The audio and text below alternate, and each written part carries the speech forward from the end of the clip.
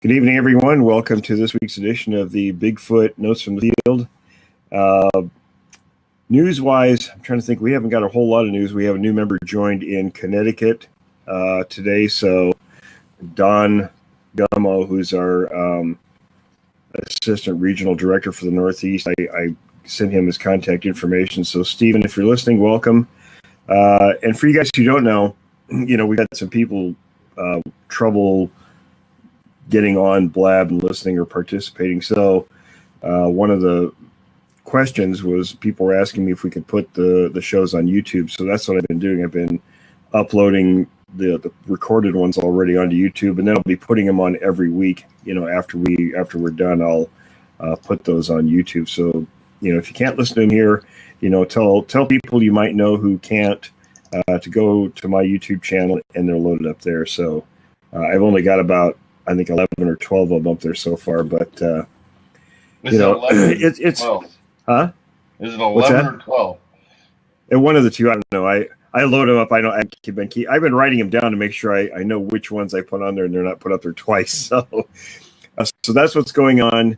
I'm not really doing any writing. I'm kind of suspended writing at the moment in favor of trying to get the podcast, the premium podcast up and going. Now, one of the problems I've had with it would be actually available by now, but I paid a guy, a professional, to make me a professional introduction, a lead in, with the music and all that stuff.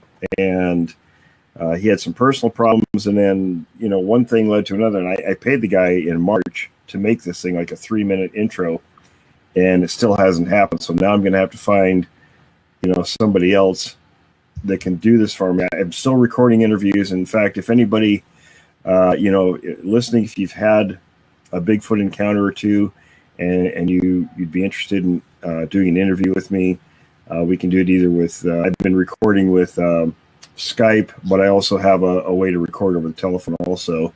And then I'm kind of stockpiling those so that when the podcast start, I'll be posting those to iTunes and my website, williamjebning.com, once a week. So you'll be able to go up there and listen to those. And just so everybody knows, it is a paid show. It's $5 a month, which is really low when it comes to things like this, because everybody else is charging, anywhere from $7 to $9 to $12 a month.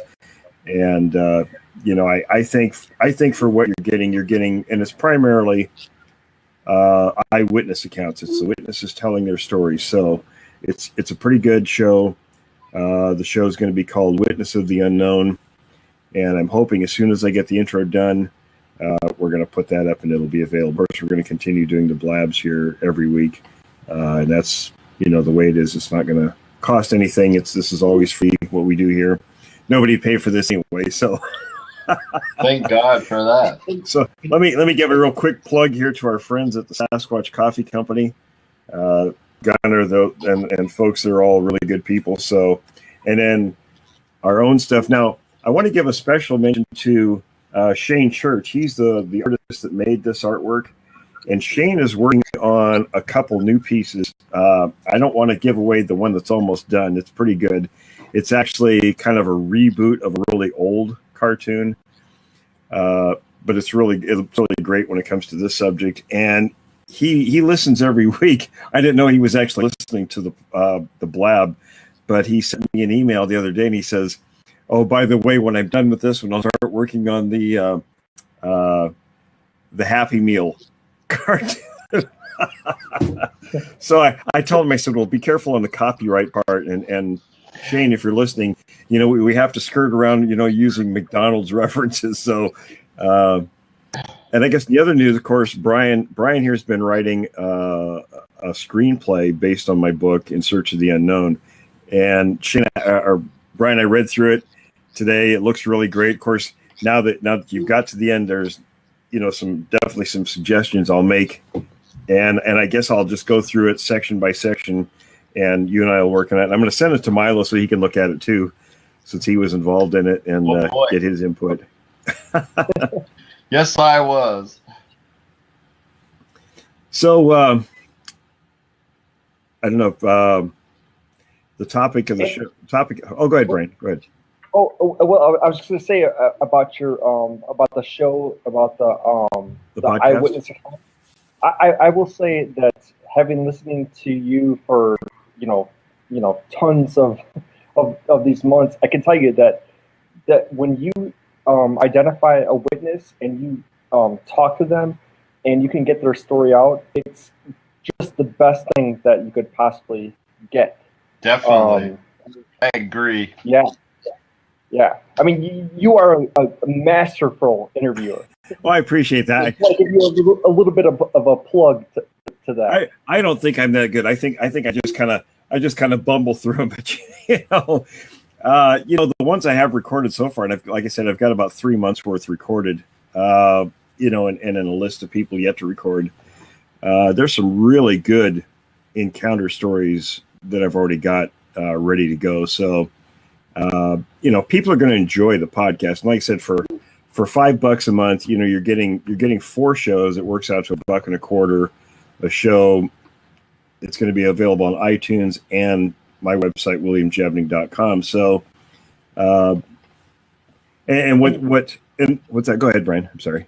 Oh, I was one of the things that I think is awesome when you interview people is that you tell them to explain their story first. Like you don't ask questions. You tell them, "Hey, tell me exactly what was happening at that day, at that time," and that kind of feeds into the genuine, the genuine report. Yeah, in my opinion, it doesn't do a whole lot of good to start asking them a whole bunch of pointed questions because you can misdirect them or maybe derail them from their train of thought. I want to hear what it was that they experienced. Kind of like a story.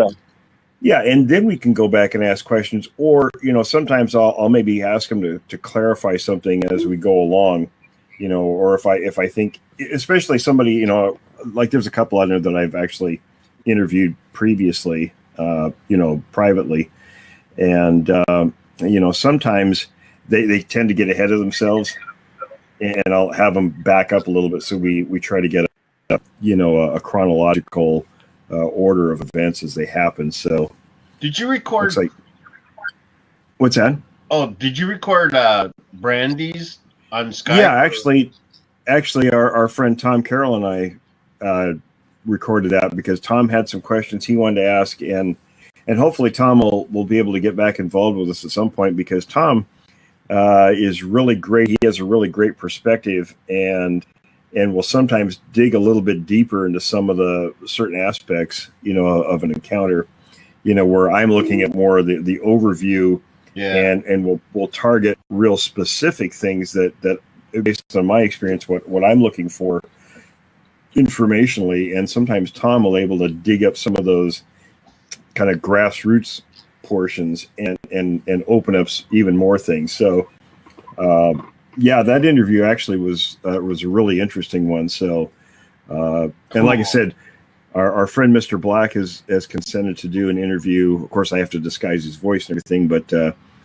that's something that Tom was going to help me with also, and also David. So that'll be a really, that'll be a one of a kind situation here. Oops, looks like Scott's having difficulty. There's Joe. Hello, Joe. How you doing, buddy? So that's kind of the news scene. There's just some different things going on. Like I said, I've been posting everything, these blabs, and I'm going to be doing it every week from now on. I'm going to post them on my YouTube channel. So if anybody's having trouble coming here looking at these, they can go there and just click on them and listen. And you will see this, and the videos there too. So you'll see us clowning around and talking and stuff. So, so I guess the only other thing I'd have news-wise is, of course, we're always looking for new members for the Jevning Research Group. We have new members all across the country, all across Canada, hoping to get some people in Alaska interested. But we're looking for people everywhere. We have a team in Australia that's growing, one in England and one in Norway. So we're not just localized here to the U.S. We want to expand the network, and what we are is we're a network of field researchers, and we all work closely with each other, share information, moving towards the goal of resolving the issue of the Sasquatch existence. Did you hear what happened in Alaska? where What's that? four campers or hunters two got murdered and the other two are missing. When did this happen? I just read about it. It probably about during the 4th of July weekend. Any idea? Did they say? I'm looking into it. Really, I got like friends up there that are checking it out too. So There's no idea what the cause was or anything. They said Bigfoot. So really, yeah, and that was the official saying that, or no, it's probably more hearsay or secondhand. okay, so it wasn't like the maybe the reporters or somebody. Hey there, Scott. How you doing this evening? Yeah, right now it's kind of like different.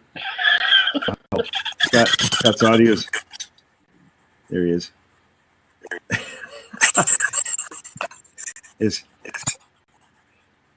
Is your audio working, buddy?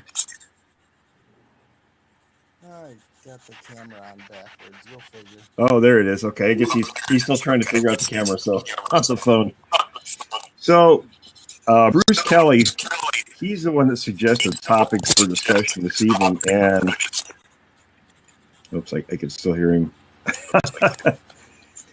So the topic this evening, folks, is Sasquatch evidence and why it's changed over the past 50 years. Was that me echoing? No. Maybe I think maybe that was Scott's phone. I hear you, but it sounds like it's coming over somebody else's laptop. I hear you okay. Okay. Oh, maybe it's Scott. Okay, Joe's saying, Scott, turn your volume off or get earbuds. That might be what it is. Maybe it's coming through his phone and coming back through. So anyway, Bruce had a great idea. And one of the things that really drives me crazy about this subject is having known this topic for a long time, 43 years of involvement now. When you go back and look at the first 2 or 3 decades and the reports, and a lot of those in John Green's books and a few other people's books from those times, one of the things you notice is a lot of commonalities between the witness accounts. There's a lot of similar particulars from one story to the next. In other words, there wasn't all this tree structure stuff. There wasn't, obvious stuff like, the interdimensional garbage and mind-speaking Sasquatch and that kind of baloney. That's sort of the above and beyond stuff, if you ask me. But just the basic stuff. There wasn't a lot of stuff back then. Okay, I heard a little bit of echo there. I'm not sure where that came from. There was a lot of stuff back then that you didn't hear that you hear now. And I'll give you, for instance, on that. I would almost bet you.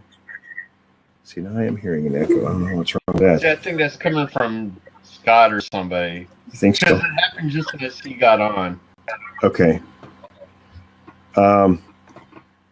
If you were to go back and look at reports, especially with these tree structures and things like that, I would bet that you would not see any of that stuff prior to 2010. And there's a reason I say that. When I first found snap trees back in 1991, that kind of stuff wasn't talked about anymore. And it was really very little known. In fact, when I went to Bob Titmus's house one time back in '88, and he showed me, the little twisted tree limbs that he found, and he had found lots of them. And he said that he always found them when, in conjunction with Sasquatch footprints. So he was pretty sure that's what was doing it. So he didn't know what to think of it. I personally didn't know what to think of it because I hadn't really seen anything like it. And to me, what he had was would have been too easily could have been made by weather conditions. With small, and they weren't very big. They were relatively small. So I didn't think much about it. I kept it in the back of my mind until 1991.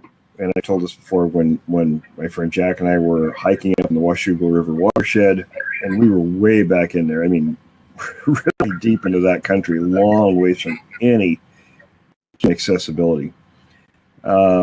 We were 2,200 feet up in elevation on this slope, and I found the first tree. And when I found 13 of them in a line, and the only reason I stopped following that line is because we were running out of daylight. So, and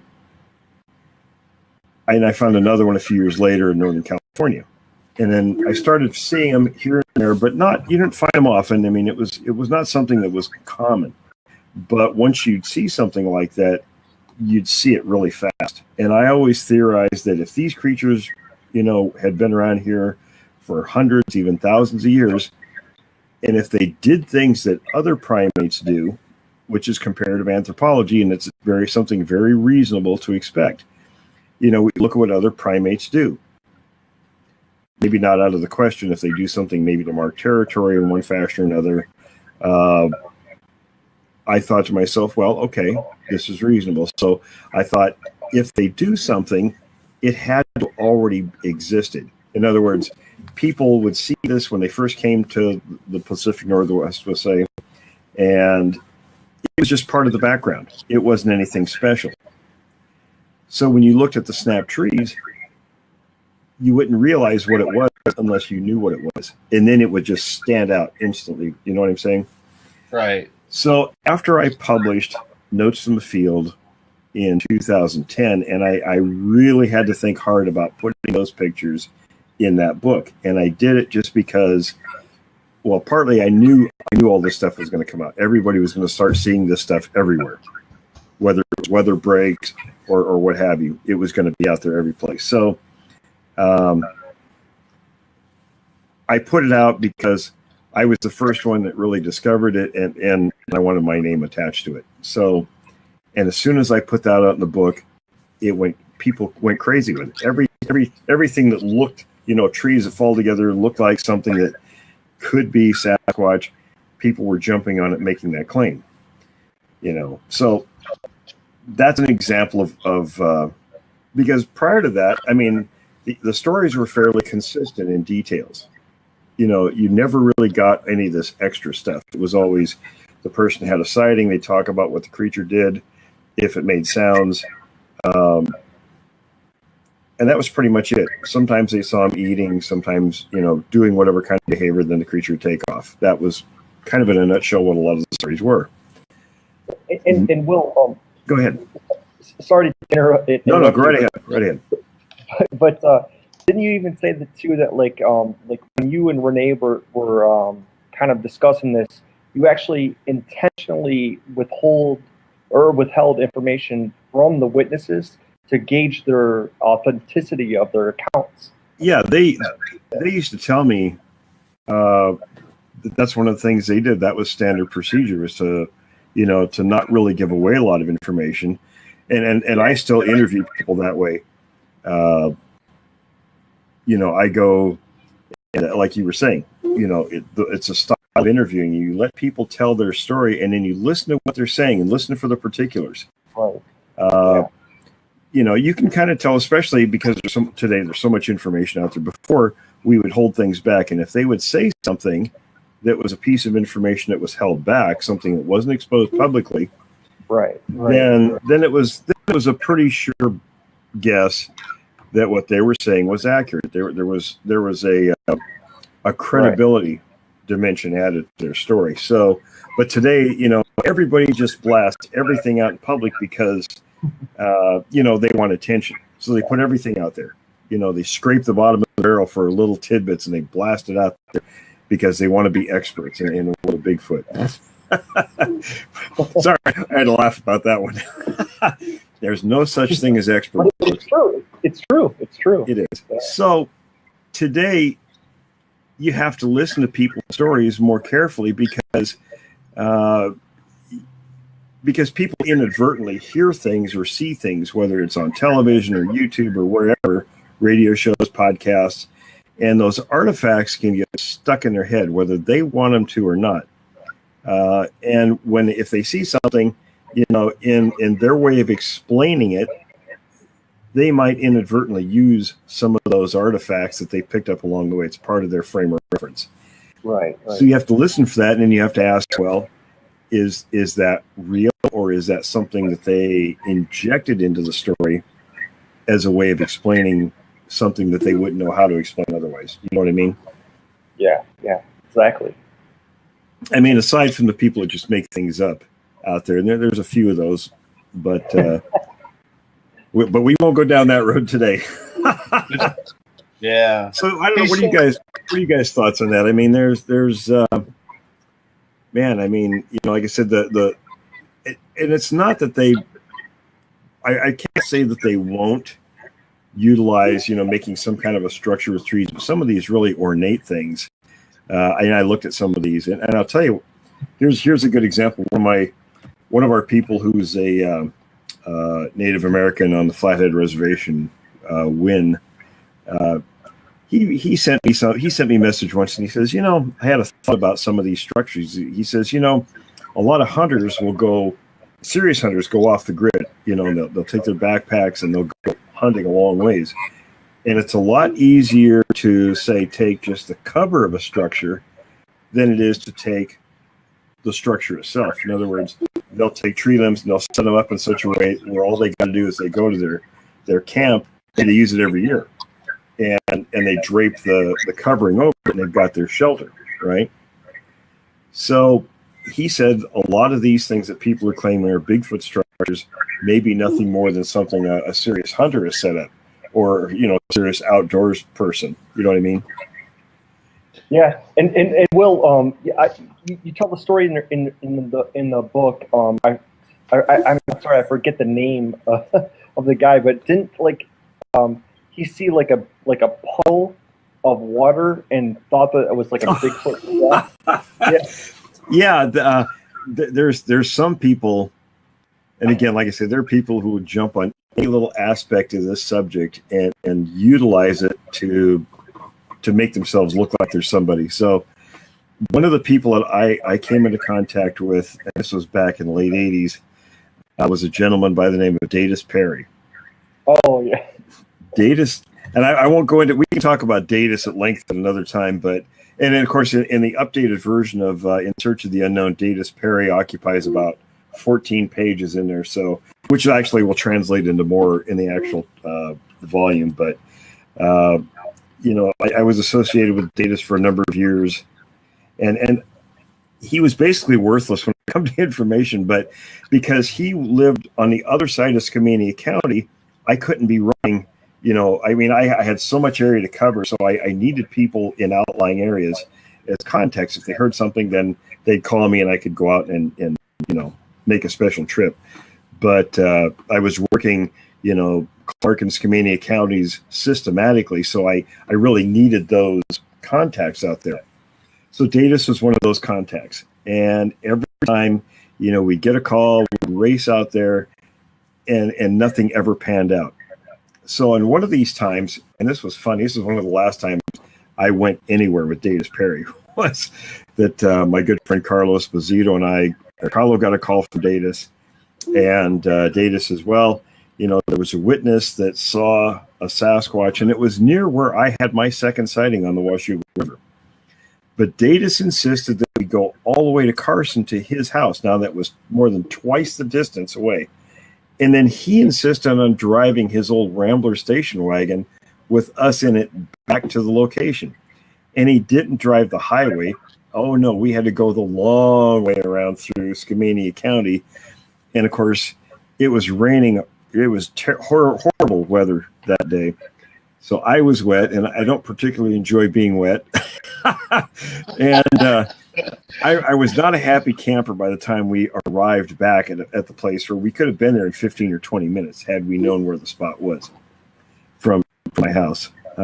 So we arrived at the spot, and the ground there is a lot of gravel. It's very hard packed, and Datus and Carlo were arguing over a mud puddle. Datus was saying, well, it's a Bigfoot track. Carlo said it's a mud puddle.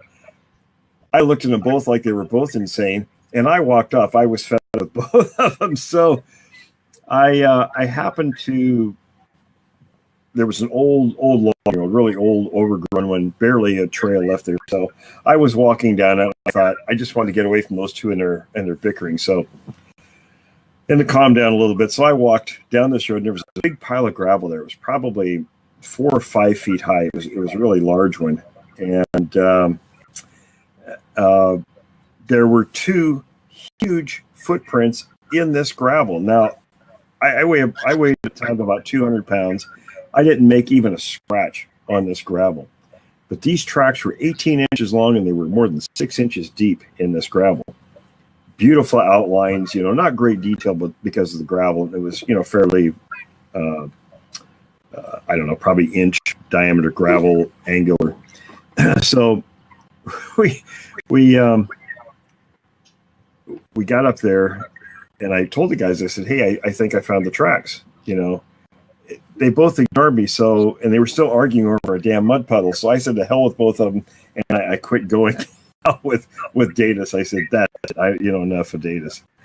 But, the Sasquatch had been there, the witnesses, and we never did find the witness, of course, because Datus had the contact information, and I think it was all in his head. I don't think he ever wrote anything down, so, Anyway, that was that story. But actually, Will, I was thinking about another, like an older guy, like he was like almost in his 80s, I think. That was Datus. That was Datus. Okay. Yeah.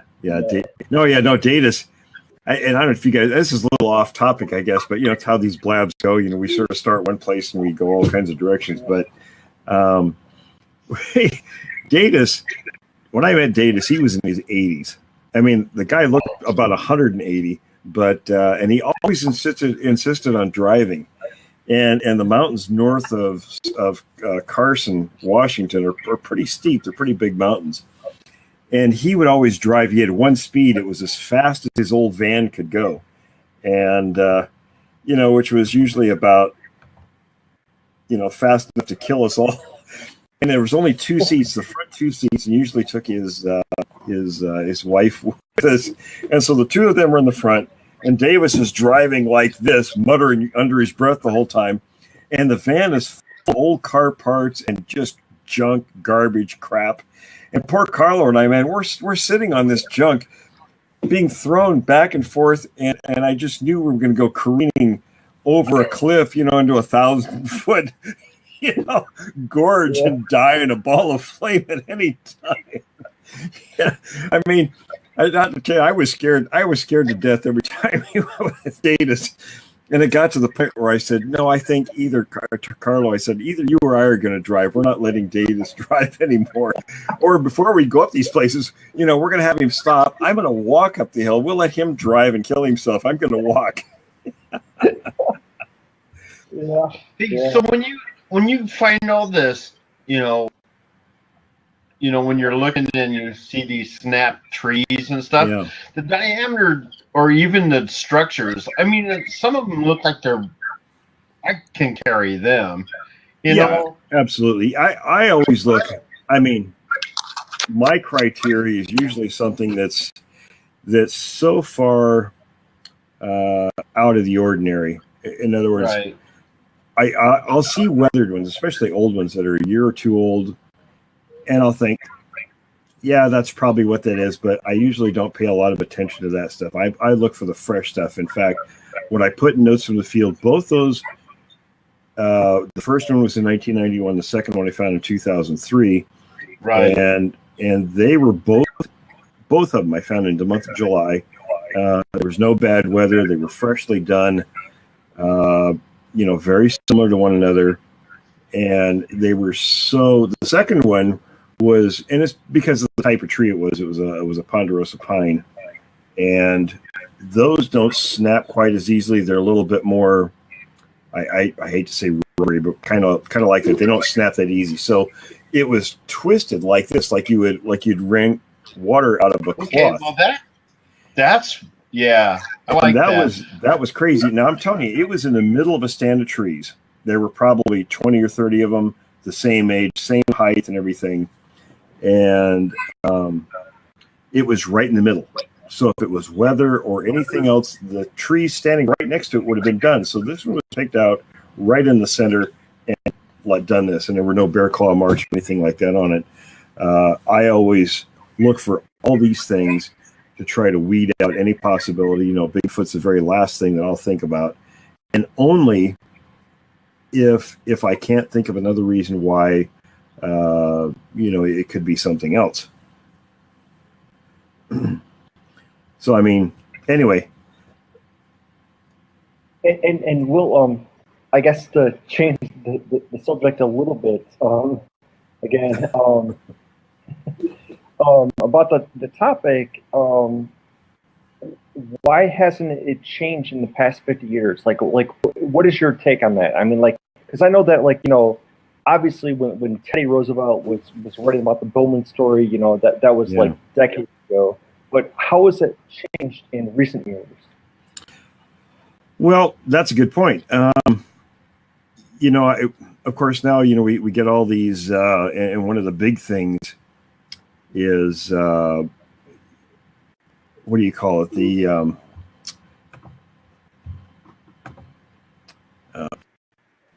Hi there. Okay, we got somebody calling it. What do you call them? People call them blob squatch, which I think are totally useless. You get a ton of people putting this junk out there, and it's just that, it's junk, I think. There's nothing useful in any of that. It's all guesswork. It's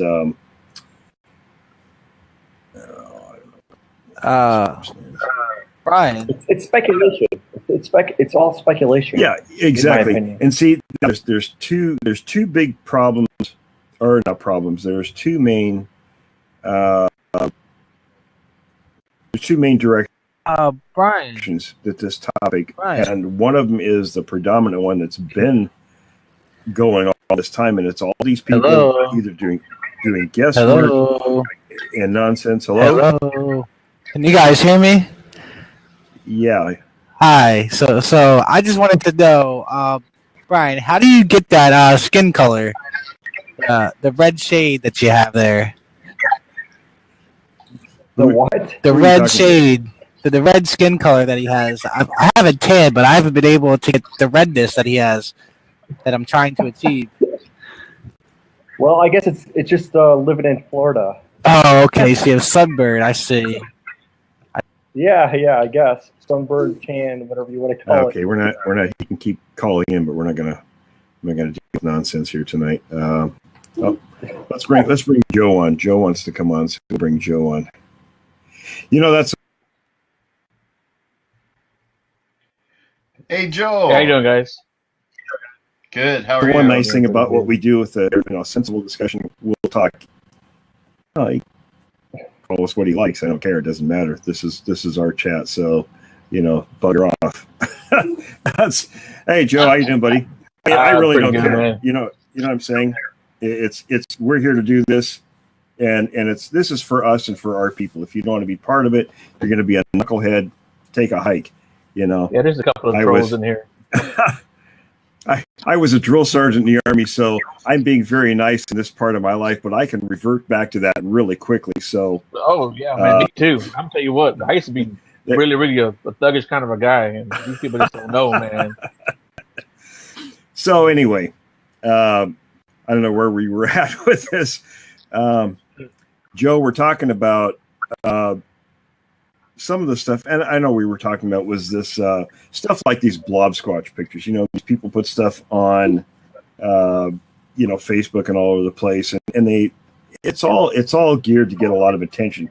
And I've had people look at my own pictures. I had a couple pictures that one picture had something kind of interesting in it. I didn't know what it was, but what I wanted somebody to do was to try to enhance it to see what was in the picture.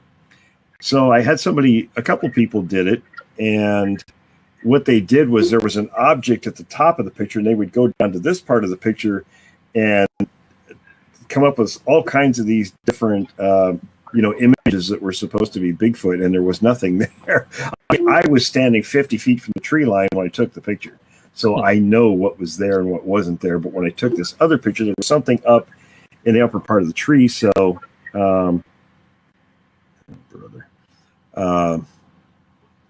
anyway, that's where, you know, a lot of these come from. And if you notice, when you look at some of those blob squatch pictures, one of the things that's interesting is they're the same color. The image, whatever it is supposed to be the object in the picture, is the same color as the background.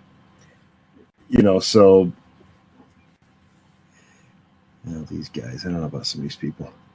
Yeah, I can even kick them out. That's what you need, a feature to. So anyway, you know, that's one of the things that we see today, along with the tree structures and stuff like that. So, how about the rocks that were stacked way out there? I mean, weren't those were unusually? See, that's the kind of stuff. If I can do it, yeah. It's not Sasquatch. It's kind of like art. If I can do art, then I wouldn't be here. You know what I mean? Well, the rock stack thing is something that you don't find very often, and those are only in certain places. So, I don't know about these people. Anyway, yeah. Yeah, you know, they're like insects. You just pull their wings off, and then you watch them screw around. Yeah, you know? Exactly. I can't wait to find these kind of people. Hey, Will, this is kind of curious that you brought it up about the rock formations. Yeah. What do you think about those things? I mean, are they like kind of territorial things, or like what's your take on that? Well, you know, from the inside sources I have, they talked about two kinds of markings these things do. One of them was the snap trees, and the other one they didn't mention, but they both had to do with navigational purposes. So that's kind of, I mean, whether it's the rock stacking, we don't know, because, and I do have a picture from a native guy up in Canada. And it's a very rudimentary. It's not one of these fancy structures. These are actually pretty good sized trees, and there's only 4 or 5 of them put together. So, you know, that's something that I would say could definitely be done by these things, and it could be like a navigational marking because of where it's located. But, you know, as far as the rock stacking goes, that was something that really nobody knows about except us. And I've kept all the locations secret, and we've actually had witnesses recently discover more of those. So, you know, we don't really have the full story in those yet. It's still kind of a big unknown. Yeah, and it could be very specific to one particular group. I mean, it's not necessarily a thing that's like, you know, widespread through all Sasquatches. It may have been only that particular group, I think. Well, it could be, except we have sites in Oregon, we have sites in Washington and British Columbia.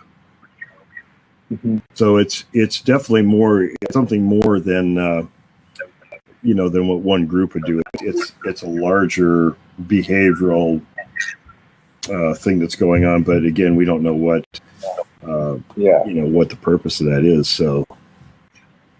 Yeah. So I'm not sure. I mean, there's other stuff and everybody's getting distracted with this stupid stuff, but there's some other stuff you see out there. It's more than stupid. You know, there is Just other stuff. I I was hoping Bruce would come on, because Bruce had. Tommy, you found the rock stacks up there too?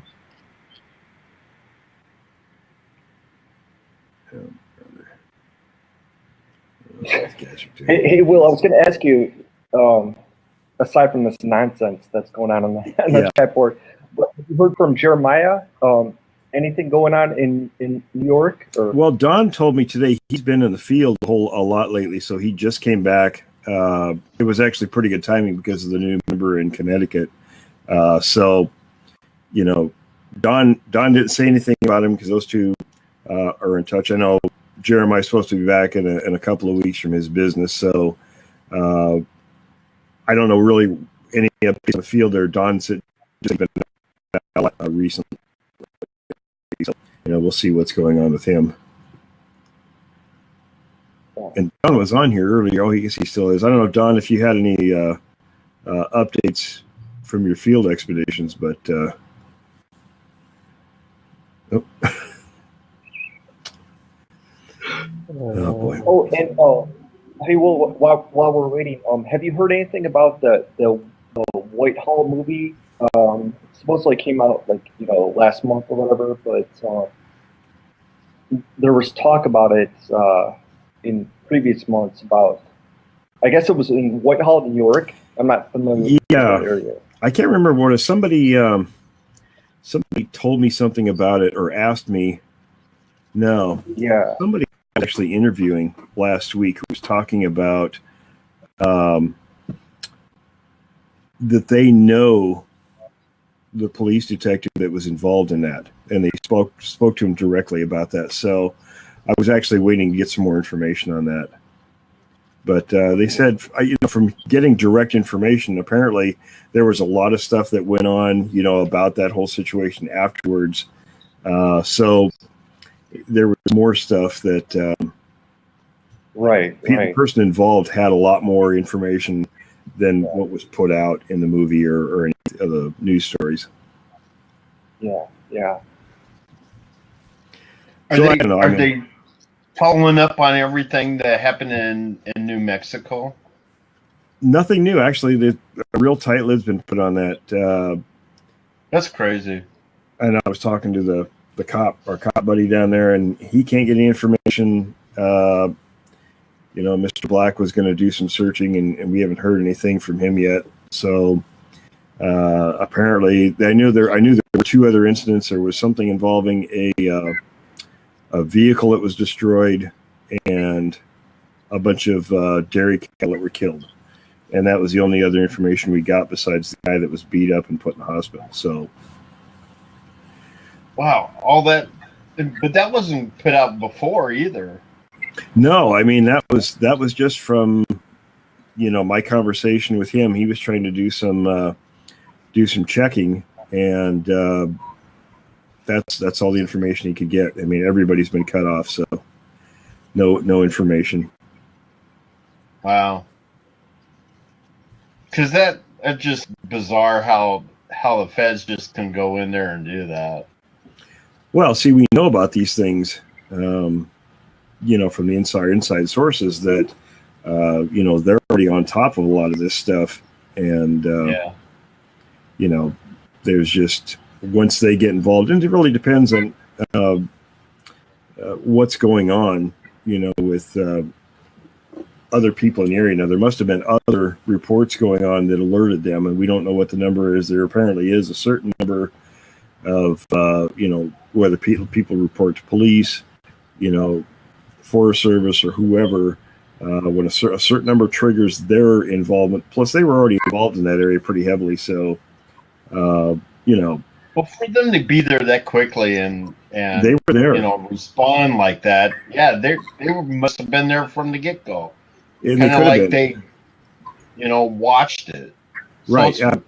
And see, when that stuff happened last year, they were there monitoring that group. So they were already there when the cops went there and knew what was going on. So, and that's how, TW and the other deputy got themselves in trouble, because these guys had already filmed them. They'd recorded the audio, and these guys had gone home. So when, the next day when they were off shift, they called, or TW's, chief of police called him 3 hours into his sleep time and said, "You need to get in here right away." So he went in there, and here were these two guys, and TW actually photographed their cruiser with the license plate. He ran the plates, and it came back Homeland Security. So, that's the one thing about having police officers as members of our organization. We can find some information out when we need to. So, but some of this stuff now, like this particular situation that just happened, they put a really tight lid on it. So there must be really serious what's going on there, and that's the only thing we can figure out is whatever the situation was, it's bad, and looks like he had tried to call in. So anyway, I mean, that's what's happening there. What do you guys see on Facebook and places like that as far as stuff that's out there that wasn't? Well, I just saw that on Facebook about what's going on in Alaska with the, with the 2 dead hunters and the 2 missing ones of a camping party or whatever, a hunting party. Yeah, now that's some stuff that I don't think was really ever talked about before a whole lot. That might, it is, yeah, but it's just but it's little snippets like that it catches your eye, and then there's right. nothing else. There's like, okay, now what? Okay, yeah. I mean, where is it? How long ago? But it's just little things that tease your head. So drives me nuts. Oh yeah. But what I'm looking for, though, is all that kind of stuff up here where, like the missing hikers and stuff like that, like that guy in Olympics, where that whole story just drives me to go look harder at that. Yeah, I think it's something that people ignored or really didn't pay attention to. Some aspects to this subject where, like I said, now John Green had about 4,000 reports in his files. And a lot of those, were published in his books and some other people's books. And there was kind of a consistency between all those reports. If you look at them, with different people and details and things like that. But there's kind of a general sense of consistency with what was seen and behaviors and things like that. But a lot of things weren't ever considered because, back in those days, they were thought to be solitary. They were thought to be basically, shy or elusive. It was very simplistic the way it was approached. They didn't do any comparative anthropology in those days. Where today our approach is we're looking at what do other primate species do, and then we can compare that with these things. There's certain expectations, and Mark Dobbs even brought it up, who's our forensic anthropologist. He said there are certain things that, for these things to be a living, breeding species of primate, should do, and we could expect them to do. So there are things that we could look for in the reports, certain behaviors, things like that. And he even suggested there could even be rudimentary tool use. I haven't seen anything like that myself, but tool use is a pretty broad topic, so we don't really know what to look for in that. To the point where the snapping of the trees. Before, I never paid any attention to any of that until recently. But even when we went to Ape Canyon, when we went as kids, right. I look at that and say, I never even looked at anything like that. None of us knew any of that stuff. I wasn't looking for anything out of place where it was like, hey, all I'm supposed to do out here is look for something big and hairy walking across the pasture. Right. That's... Yeah, remember we found that line of tracks, but there could have been all kinds of sign in front of us, and we would have never thought anything about it because it would have come off as looking like, the wind was blowing hard while it broke the tree over or did all these things. So, yeah, who knows what we would have noticed had we known what to look for. Right. Now it's like that's what all you do look for now is unusual, something that I know I can't do. And there's other things. There's people that talk about glyphs. Come on now. That's just ridiculous. Or this, what do you call it when they're knotting hair and stuff like that? Braiding hair. Or the big one. I read something, and this was hilarious. There's like I was starting to say earlier, there's kind of two ways you can approach this subject. One has been the way that everybody's done it this whole time.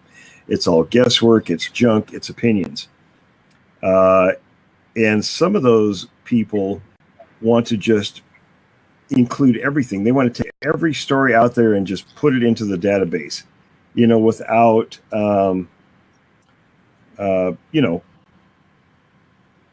vet it anyway.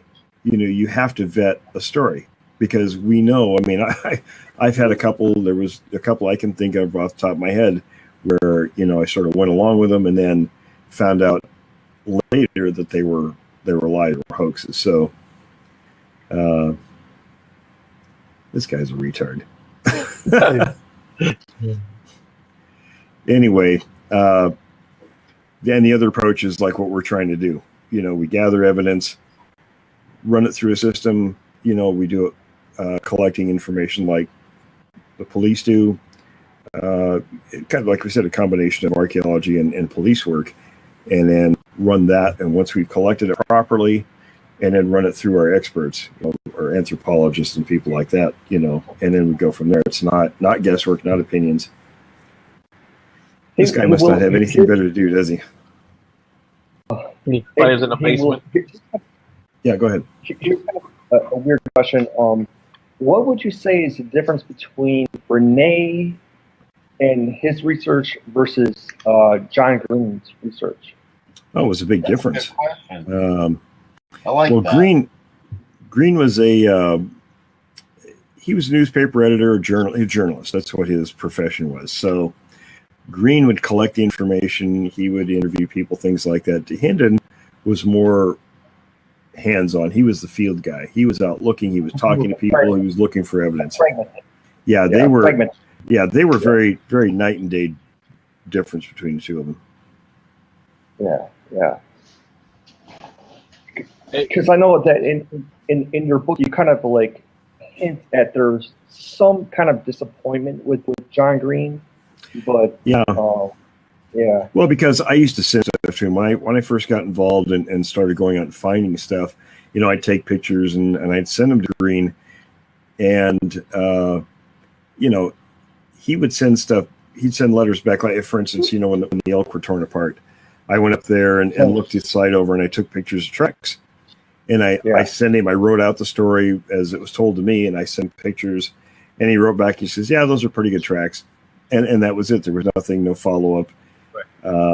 And the same thing with when we went to the Clark Ranch. And Milo, you were there, weren't you, when we took Green out there? Or were yeah. you? We got out of the van. We heard the screams almost immediately, and then a few minutes later, he says, "Well, I got to get back to British Columbia." And he didn't record anything. He never went back. And years later, I went to visit him at his house, and we're all sitting around talking, and we had lunch and everything. And he says, I'm still kicking myself for not taking a recorder that day. Well, what's the whole purpose of coming there for? I mean, I wrote him a letter. I told him what we'd experienced. We heard all this screaming going on, and that's what the Clarks had said. What got us out there in the first place? They'd heard all the screaming going on. So he drove down from British Columbia, from Vancouver, or actually from Harrison Hot Springs, and to hear the screams. We get out there right at dusk. He hears the scream. He doesn't record anything. Gets in the van, goes back to Canada. So I don't know. I was kind of disappointed in all that. I mean, there was not even footnotes or anything with that. No, was there? Nothing.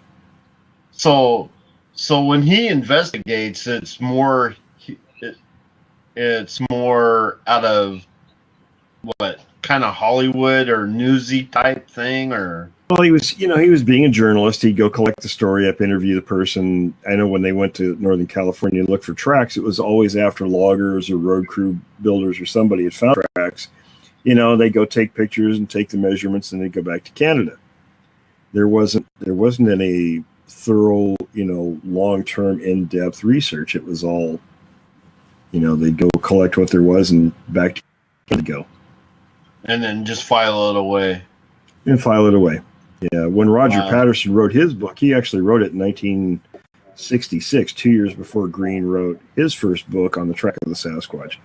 And all it was Green let Patterson go into his file cabinet and pick out what stories he wanted to put in the book.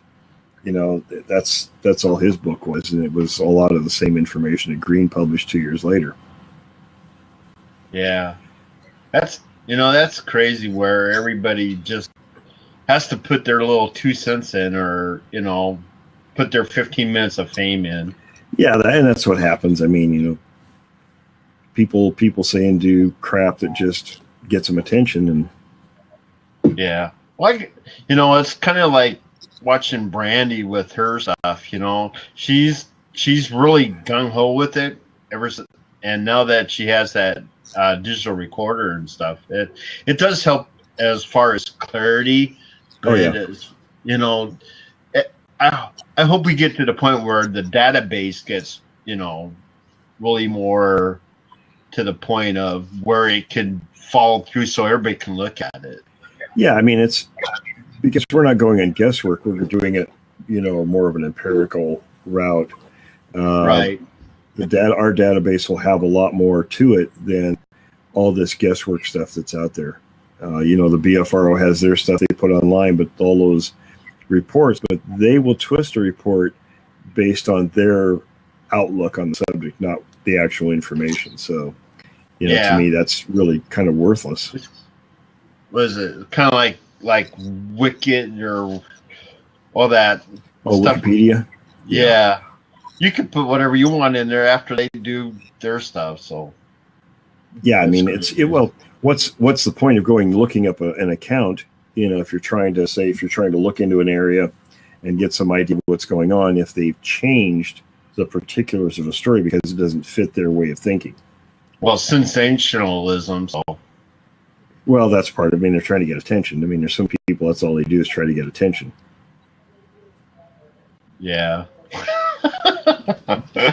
Yeah, so I'm going to start doing that, double checking all that stuff for Alaska. But I've been following up.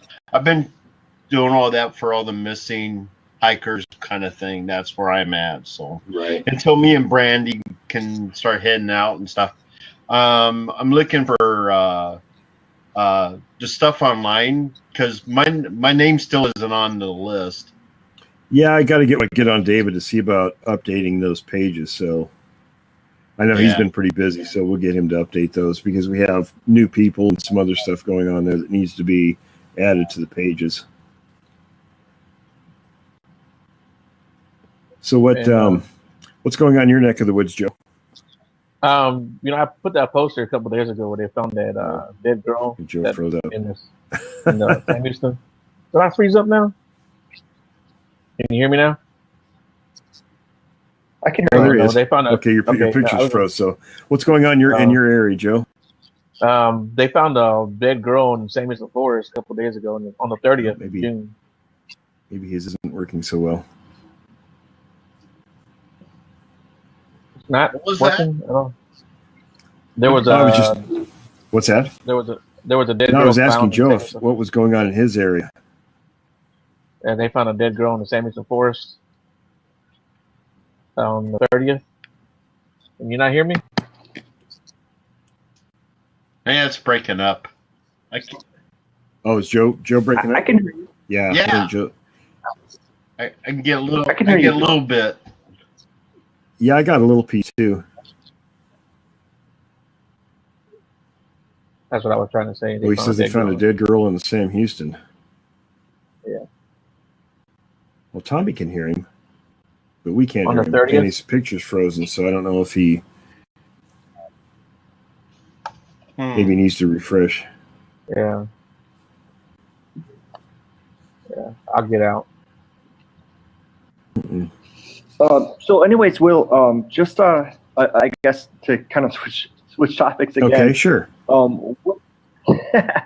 What is your opinion on how the topic is what has changed over the past 50 years? I mean, how has your research changed? From when you were working with Renee and compared to how it is now? I learned a lot watching a lot of these early people, and to be honest, they would go out and they kind of look around. I mean, they would search areas, but it was always after somebody had reported something. There wasn't a lot of cold searching areas. And my thinking was that if you went into an area, these things were there. You could look at a pattern of reports that were going on in an area. Like when I moved to Vancouver, in the mid '80s. I was looking out at the different where sightings had been happening in that area, and there were clusters in that area. So I started looking at those areas. Now, it had been quite a few years since a report had made from those areas, so there wasn't a lot of fresh stuff that I was aware of, at least initially. but it wasn't long before I started finding tracks up there. So you have to really go in there and start digging. But you can, to me, a cold search was just as good, if not better, than if somebody reported something and all these people race out there, and the motivation for racing out there most of the time was just to get tracks, photograph footprints and things like that. So when you're going to really do research, you have to get out and kind of figure out what these things are doing. So, Joe says he has a friend that's a former deputy that's going to look into that. Yeah, that's kind of, kind of going back to the missing people thing is pretty interesting. It's like I interviewed Gerald yesterday about his encounters, in southern Washington. And one of the things we talked about was the guy who came up missing, and I can't think of his name, but while we can't say that it was Sasquatch related, it was really interesting because there was that cluster of activity that was happening right there at the same time, and these things were very aggressive, and this guy came up missing, and it wasn't the first time somebody vanished in that area. A year before, that lady was on the Vision Quest vanished. So, these things were known to do that, and it was also, he says last October there was an area that was roped off that yellow police tape. Yeah, it's pretty interesting, some of this stuff. I mean, there's a lot we don't know, and of course, except for my inside sources, we do know these things do take people occasionally. So there's some very interesting stuff with that. So if we can actually find out information from these accounts, that'll be something. I mean, I don't know. Yeah. Well, that's what's going to be so great about your, when you get on your prime site, where these witnesses can really tell their story firsthand. Yeah, absolutely. So when that happens, this kind of stuff take more fruit or something like that. It's what's great about that too is people put their stories out like that. More people who've had encounters feel comfortable in talking about their stuff, and for anybody who listens to this, and again, if they want to get in touch with me, to do an interview, what I can do is. In terms of recording, I can disguise your voice. You can be completely anonymous. We don't have to get names of places or anything. And that's one of the things I wanted to do also, was to assure people if they want their voices concealed, we can do that, since our friend Mr. Black is going to come on. I'll be disguising his voice. So yeah, I look forward to that one. It's an added protection for people, because a lot of people, because of their jobs, and we have quite a few police officers, current and former. Yeah, Tommy says no Squatch will be singing "Kumbaya" at your campfire anytime soon. That's very true. I mean, and that's one of the things a lot of people don't know about this subject. They see what garbage is out there, and they think that's what the subject is, and it's really the farthest from the truth. If people. And I'm hopefully when I get Sasquatch sign of predatory behavior published, I can convey the real,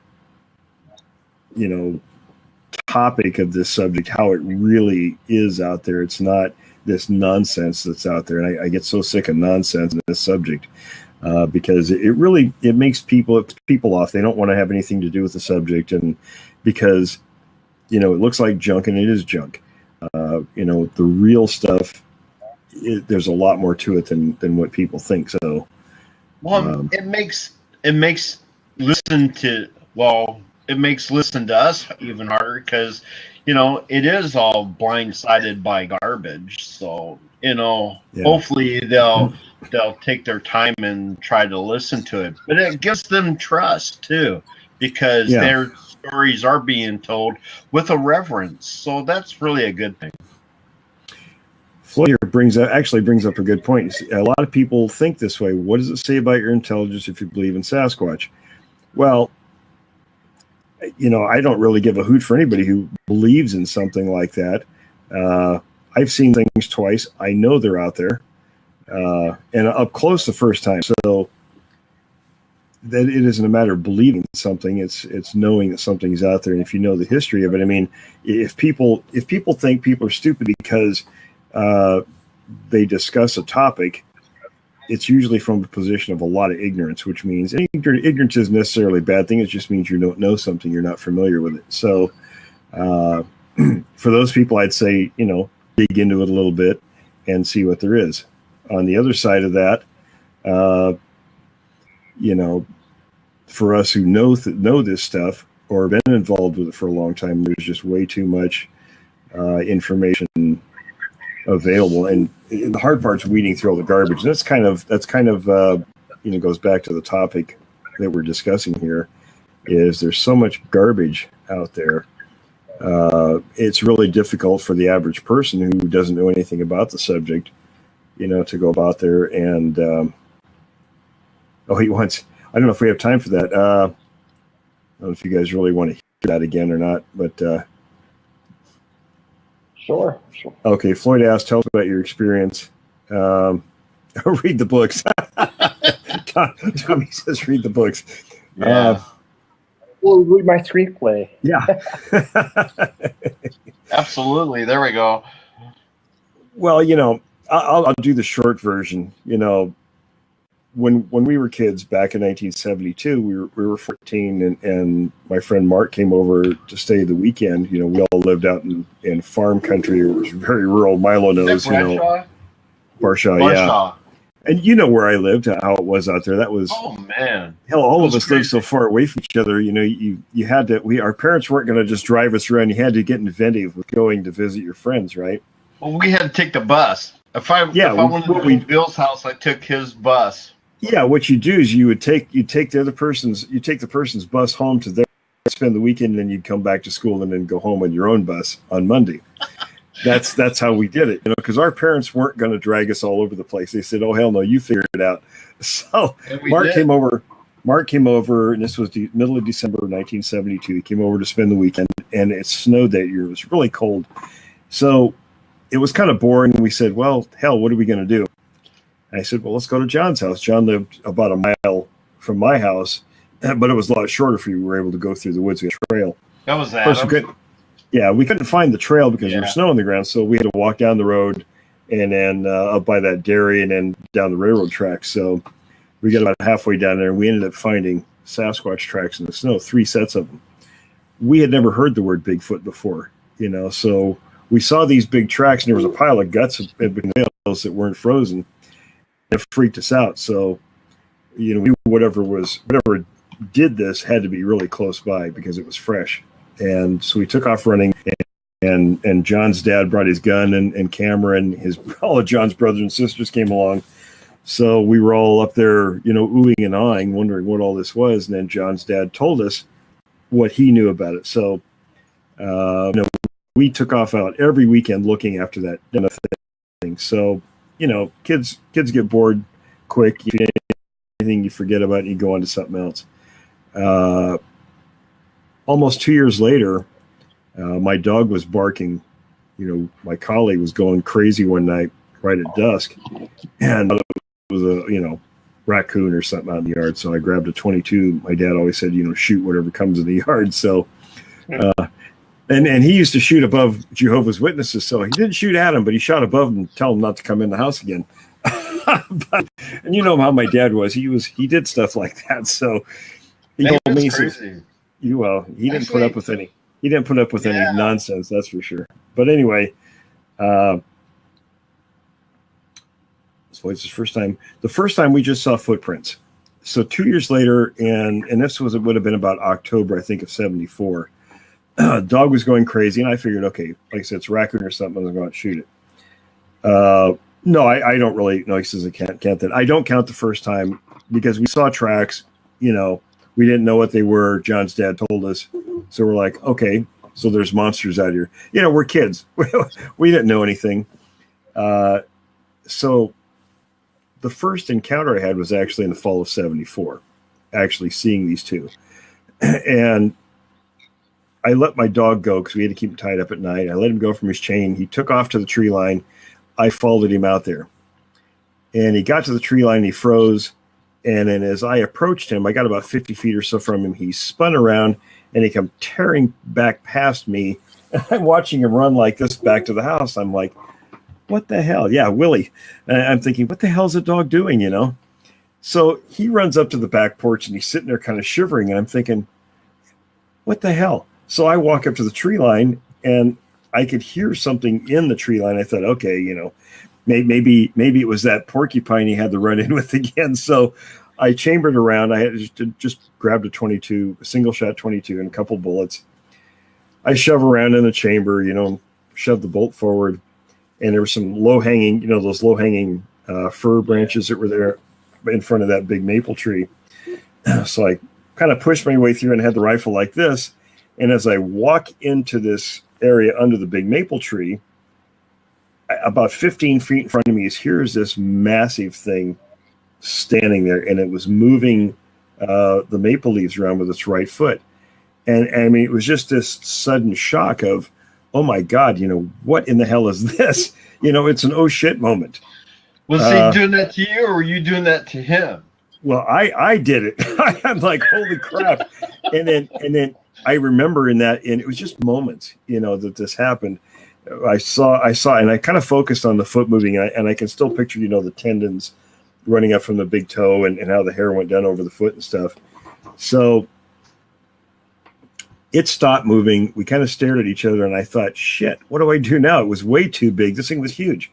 I was probably, you know, 16 at the time, so probably, I don't know, what would you say at the time? I was probably, about 5'9", 5'10", and this thing was, you know, a good 2 feet above the top of my head. So, you know, I thought to myself, God, what am I going to do? So and it was huge. It was probably 4 or 5 feet across the shoulders and really thick. So I thought, well, I'll shoot in the air. Maybe I'll scare it. And when I shot, I heard a noise from my right rear. And I turned my head slightly, trying to keep an eye on this thing because it was close. And I see another one come from behind the brush, and it walked over by the first one.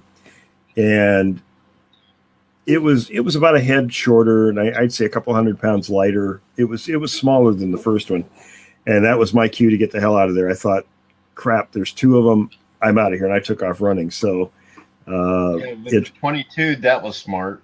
Well, I was thinking, you know, raccoon or skunk or something like that. I mean, yeah. But you know, even if I'd had my 12 gauge or my hunting rifle, it was still too big. I wouldn't have shot at something like that except out of self-preservation. So, yeah. You know, I mean, that's when you aim backwards or not even aim, just shoot backwards as you're running forward. I'll tell you what, I just knew any second that this thing was just going to come breathing down my neck, one of them or both of them. You know, I was just hoping to God running that, you know, I wasn't going to get grabbed from the back. But, yeah, Tommy says, would have just pissed him off? Absolutely. I mean, you're talking about something that from the front of his chest to the back was probably 3 feet thick. This thing was huge. I mean, you can't, unless you see something like that, you can't imagine the dimensions, how big something like that is. When we went out with, you know, he who shall not be named, and and that would be Paul. All you see was these eyes over a tent that's, you know, 12 feet high. That's what happened to Milo. You turned around to talk to me, and you jumped. You turned around to talk to me. I was on the other side of the fire, Brian. Brian, we're all, cannot say that. We were all four watching. That is wrong. We were all four watching different directions, right, with our backs to the fire, because we'd had these things around us, and they were screaming and doing all this shit. And Milo said something, and I turned like this to talk, and he was turned around, and when you turned back, he goes, "Oh shit!" And I swear you jumped like 2 feet off the ground. and then you said you saw this thing. It was leerying over the top of the tent. Well, all I saw was like, it. You know, it's kind of like the shining of eyes over the campfire. Right. All I saw was just I didn't even see head. It was crazy. It was crazy that night. I mean, it scared the hell out of all of us. You know, well, you know, we were in 10th grade, 11th grade, weren't we? At that time? Geez, that must have been 76, I think, wasn't it? Probably the spring of 76. Well, it must have been. It had been way before our it was St. Helen trip. Oh yeah, right. It was the spring of '76 because we went to St. Helens in November '76. Yeah, because that's when all of us joined the army then, so we all had to Right, take that off and fall. do our little thing there. So yeah, I would say it had to be over 15 feet, right? Well, the tent was 6 feet high, and you said it was a couple feet above that. So, and remember, we found those 18-inch tracks when Dingbat was pulled out partly out of the tent. Oh, So, Dingbat now. well, you know, whatever Are title we works. upgrading his name? Well, from he who shall not be named. Well, we're kind of out of time, fellas. So let's go ahead and wrap this up. I'd like to thank everybody for joining us. I don't know about some of the comments that were made in the side. You know, Hey, can you block some of that crap? well, I'm going to ask David. I'm going to find out. So because we don't need a lot That of way you can kick junk, that kind of crap off. Yeah. So, fellas, and everyone, join us again next week. I said I'm going to put these on my YouTube page. So, you know, if anybody couldn't listen to it here, you can tell people they can go to my YouTube page and find them there. So, check out the website, williamjevning.com. Check out our Facebook page. It's the JRG Bigfoot Research page. We got over 700 people so far there, which is pretty good. I think what's the page, only like a month old or a little over a month? Yeah. So we're doing pretty good with that. So anyway, fellas, thanks for coming on, and we'll be here again next week. Okay, take care. So he didn't know what to think of it. I personally didn't know what to think of it because I hadn't really seen anything like it. And to me, what he had was would have been too easily could have been made by weather conditions. You know, with small, and they weren't very big. They were relatively small. So. I didn't think much about it. I kept it in the back of my mind until 1991. And I told this before when my friend Jack and I were hiking up in the Washougal River watershed, and we were way back in there. I mean, really deep into that country, long ways from any accessibility. We were 2,200 feet up in elevation on this slope, and I found the first tree. And when I found 13 of them in a line. And the only reason I stopped following that line is because we were running out of daylight. So, and I found another one a few years later in Northern California. And then I started seeing them here and there, but you didn't find them often. I mean, it was not something that was common. But once you'd see something like that, you'd see it really fast. And I always theorized that if these creatures, you know, had been around here for hundreds, even thousands of years, and if they did things that other primates do, which is comparative anthropology, and it's something very reasonable to expect. You know, we look at what other primates do. Maybe not out of the question if they do something maybe to mark territory in one fashion or another.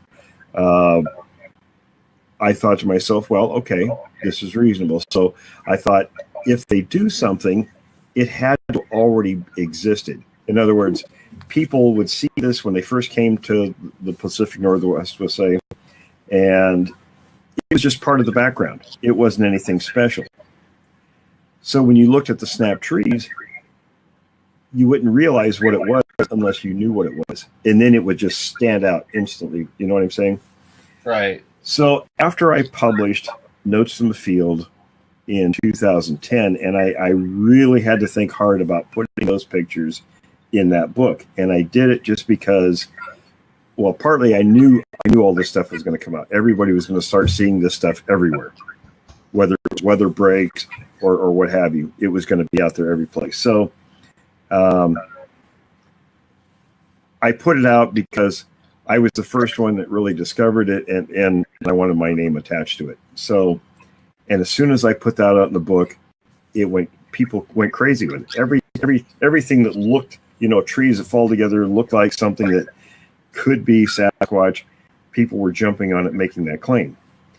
You know, so that's an example of because prior to that, I mean, the stories were fairly consistent. And Bruce had a great idea.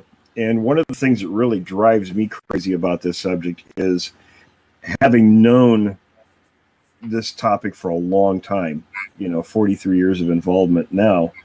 When you go back and look at the first 2 or 3 decades and the reports, and a lot of those in John Green's books and a few other people's books from those times, one of the things you notice is a lot of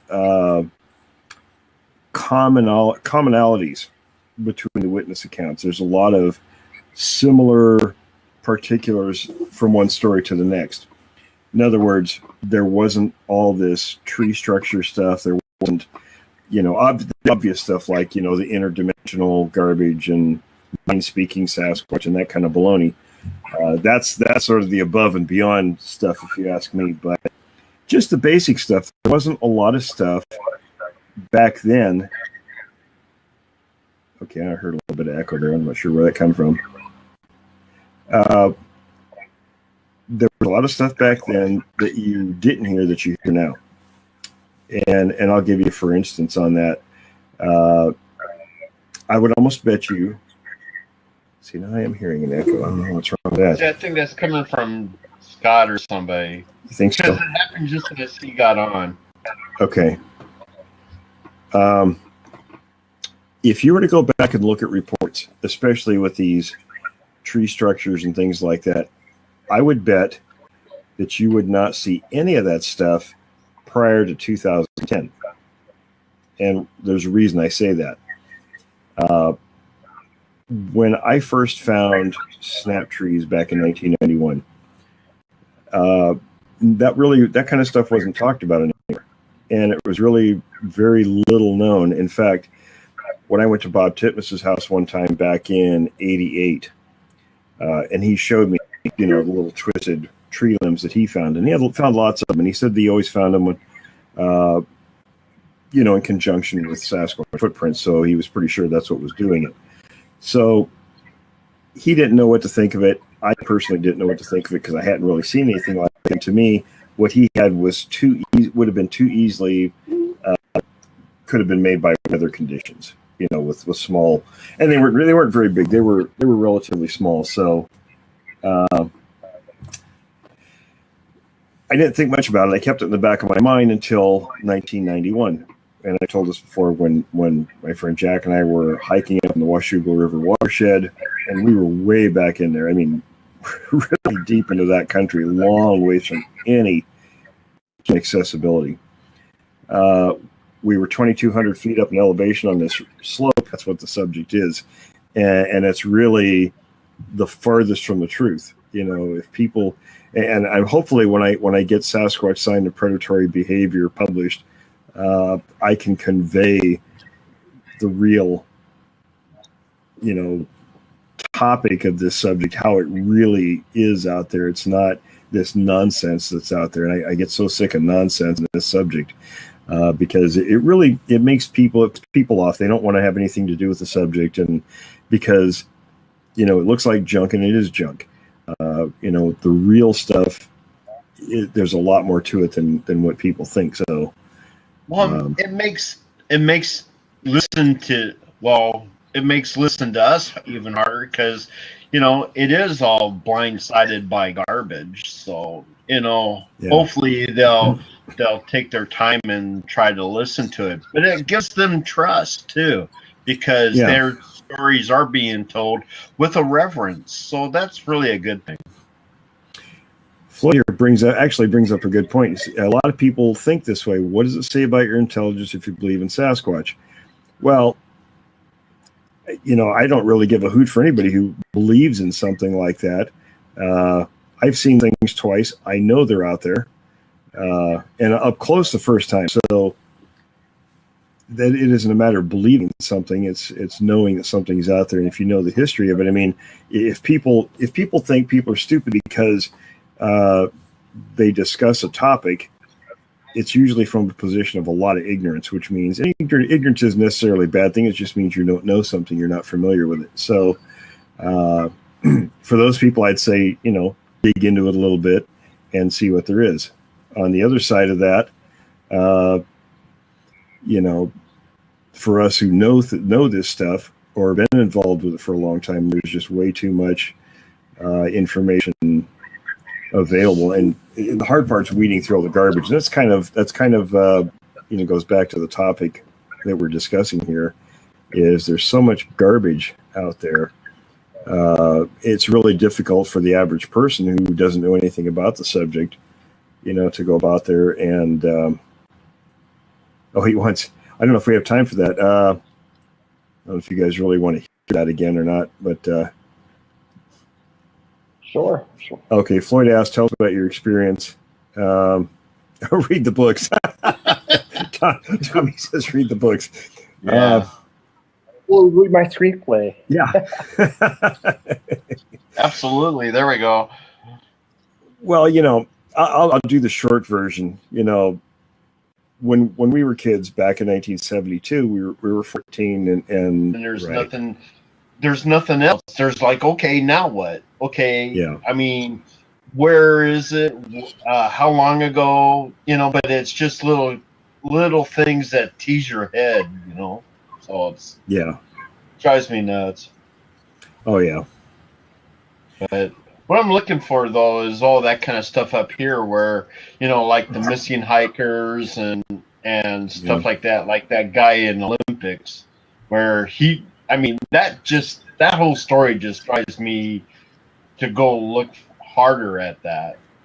Yeah, I think it's something that people ignored or really didn't pay attention to. There's some aspects to this subject where, like I said, now John Green had about 4,000 reports in his files, and a lot of those, were published in his books and some other people's books. And there was kind of a consistency between all those reports. If you look at them, I mean, with different people and details and things like that, but there's kind of a general sense of consistency with what was seen and behaviors and things like that. But a lot of things weren't ever considered because, back in those days, they were thought to be solitary. They were thought to be basically, shy or elusive. It was very simplistic the way it was approached. They didn't do any comparative anthropology in those days.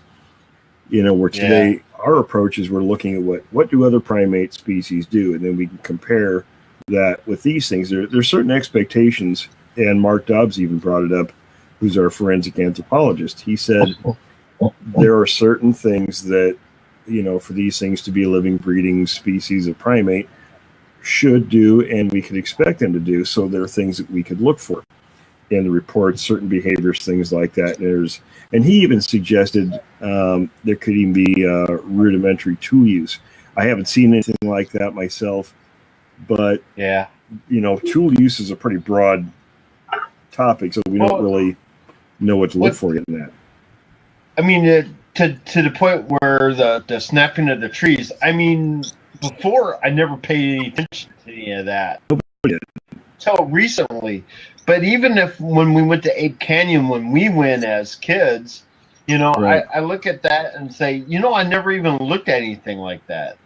None of us knew any of that stuff. I wasn't looking for anything out of place where it was like, hey, all I'm supposed to do out here is look for something big and hairy walking across the pasture. Right. That's. Yeah, remember we found that line of tracks, but there could have been all kinds of sign in front of us, and we would have never thought anything about it because it would have come off as looking like, the wind was blowing hard while it broke the tree over or did all these things. So, yeah, I looked at some of these, and I'll tell you, here's a good example. One of our people who's a Native American on the Flathead Reservation, Wynn. He sent me a message once, and he says, I had a thought about some of these structures. He says, a lot of hunters serious hunters go off the grid, and they'll take their backpacks and they'll go hunting a long ways.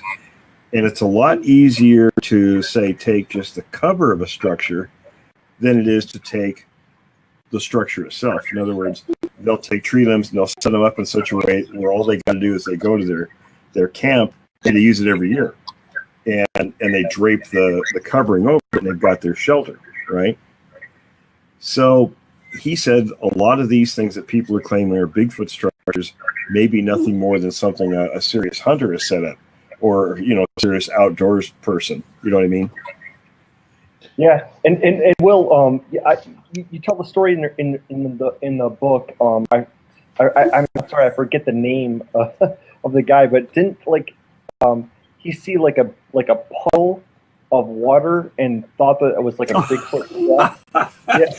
Yeah. There's some people, And again, like I said, there are people who would jump on any little aspect of this subject and utilize it to make themselves look like they're somebody. So one of the people that I came into contact with, and this was back in the late 80s, was a gentleman by the name of Datus Perry. Oh, yeah.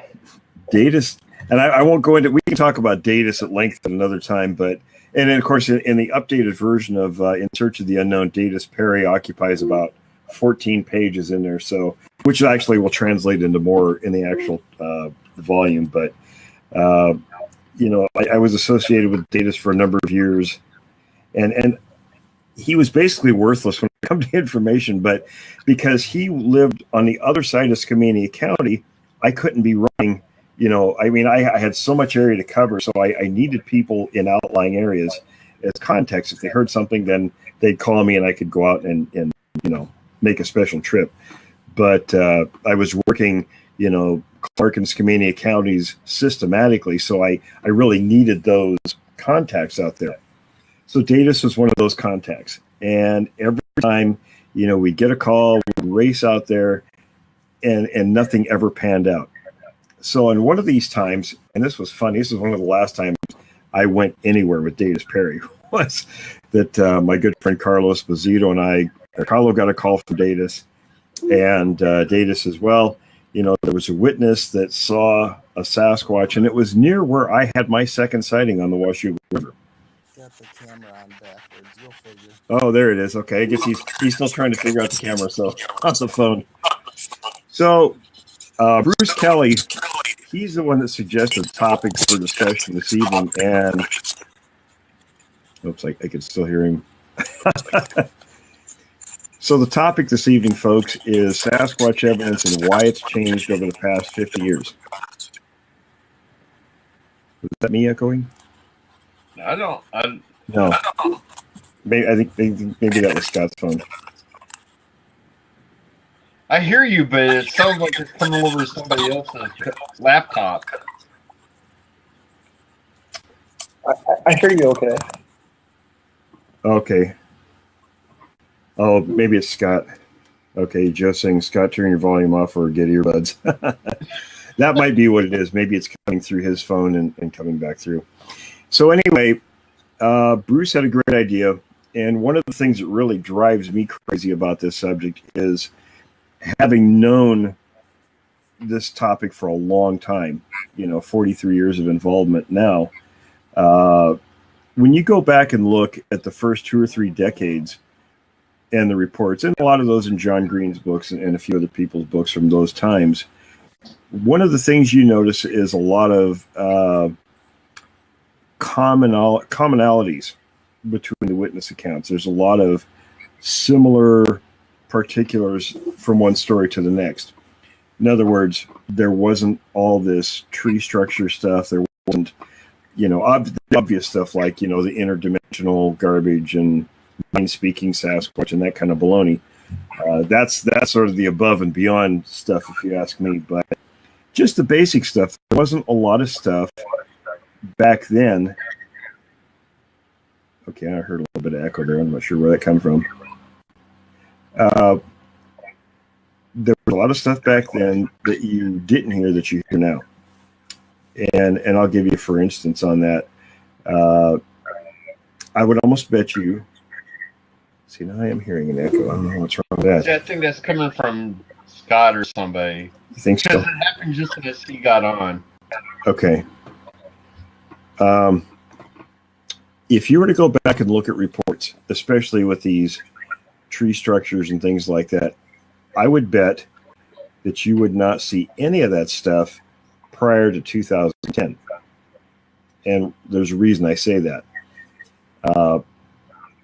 When I first found snap trees back in 1991, that kind of stuff wasn't talked about anymore.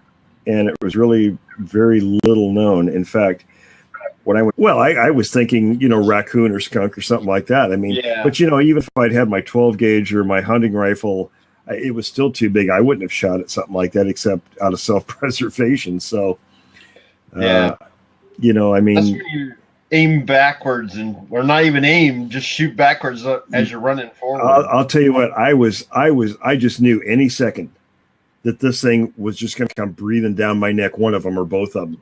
I was just hoping to God running that, I wasn't going to get grabbed from the back. But, yeah, Tommy says would have just pissed him off. Absolutely. I mean, you're talking about something that from the front of his chest to the back was probably 3 feet thick. This thing was huge. I mean, you can't, unless you see something like that, you can't imagine the dimensions, how big something like that is. When we went out with He Who Shall Not Be Named, and and that would be Paul. All you see was these eyes over a tent that's 12 feet high. That's what happened to Milo. You turned around to talk to me, and you jumped. You turned around to talk to me. I was the other side of the fire, Brian. And we're all cannot say that. We were all four watching. That is wrong. We were all four watching different directions, right, with our backs to the fire, because we'd had these things around us, and they were screaming and doing all this shit. And Milo said something, and I turned like this to talk, and he was turned around, and when you turned back, he goes, "Oh shit!" And I swear you jumped like 2 feet off the ground. and then you said you saw this thing. It was leerying over the top of the tent. Well, all I saw was like it. It's kind of like the shining of eyes over the campfire. Right. All I saw was just I didn't even see head. It was crazy. It was crazy that night. I mean, it scared the hell out of all of us. We were in 10th grade, 11th grade, weren't we? At that time? Geez, that must have been 76, I think, wasn't it? Probably the spring of 76. Well, it must have been. It had to have been way before our it was St. Helen trip. Oh yeah, right. It was the spring of 76 because we went to St. Helens in November 76. Yeah, because that's when all of us joined the army then, so we all had to take off and do our little thing there. So yeah, I would say it had to be over 15 feet, right? Well, the tent was 6 feet high, and you said it was a couple feet above that. So remember, we found those 18-inch tracks when Dingbat was pulled out partly out of the tent. So, Dingbat now. Well, whatever time it works. Are we upgrading his name? Well, from He Who Shall Not Be Named. Well, we're kind of out. You can keep calling in, but we're not gonna deal with nonsense here tonight. Let's bring Joe on. Joe wants to come on, so we'll bring Joe on. That's. Hey, Joe. How you doing, guys? Good. How are you? The one nice thing about what we do with the sensible discussion, we'll talk. He call us what he likes. I don't care. It doesn't matter. This is our chat. So, bugger off. Hey, Joe, how you doing, buddy? I really don't care. Man. You know what I'm saying? It's we're here to do this, and this is for us and for our people. If you don't want to be part of it, you're going to be a knucklehead. Take a hike. Yeah, there's a couple of trolls in here. I was a drill sergeant in the Army, so I'm being very nice in this part of my life, but I can revert back to that really quickly. So, oh yeah, man, me too. I'm tell you what, I used to be really, really a thuggish kind of a guy, and these people just don't know, man. So anyway, I don't know where we were at with this. Joe, we're talking about some of the stuff, and I know we were talking about was this stuff like these blob squatch pictures. These people put stuff on, Facebook and all over the place, and it's all geared to get a lot of attention. And I've had people look at my own pictures. I had a couple pictures that one picture had something kind of interesting in it. I didn't know what it was, but what I wanted somebody to do was to try to enhance it to see what was in the picture. So I had a couple people did it, and what they did was there was an object at the top of the picture, and they would go down to this part of the picture and come up with all kinds of these different, images that were supposed to be Bigfoot, and there was nothing there. I was standing 50 feet from the tree line when I took the picture, so I know what was there and what wasn't there. But when I took this other picture, there was something up in the upper part of the tree, so...